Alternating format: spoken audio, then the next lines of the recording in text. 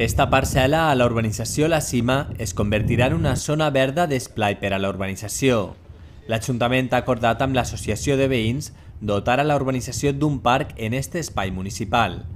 Es tracta d'una demanda dels veïns que troben a faltar espais públics dins el nucli residencial. Per això, el solar es tancarà i al seu interior es condicionaran diferents àrees recreatives tant per a xiquets com per a majors. Anem a agarrar i anem a ballar-la tota, anem a rellenar-la perquè les aigües pluvials no molesten als veïns, treure les aigües pluvials al carrer, i després agarrarem, farem una zona de jocs per xiquets i xicotets, una altra zona per poder jugar al baló, el que siga, i després també la fonteta, uns bancs per poder estar sentats i relajats, poder berenar o almoçar dissabte o diumenge, quan vulguin. A més, està previst plantar arbres, ja que la zona està actualment totalment buida. El projecte per a este jardí està actualment a punt de finalitzar-se per part de l'Ajuntament.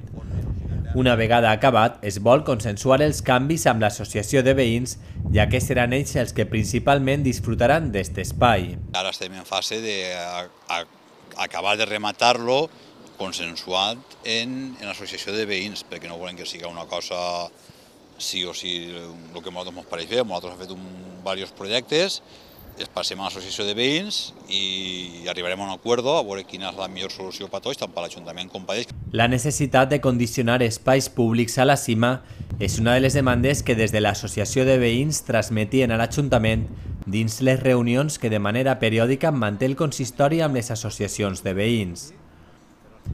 Unes demandes que tenien una primera resposta en la cessió d'esta nau com a centre social de reunions. Des de La Cima ni tenien un lloc per reunir-se i ni ha zones verdes tampoc. Entonces, el centre social ja el tenen, ja l'han disfrutat estos Nadals i ara ens queda arreglar aquesta parcel·la i fer-la perquè tots els veïns puguin disfrutar d'una zona verda en la urbanització d'ells. La parcel·la té al voltant de 2.000 metres quadrats.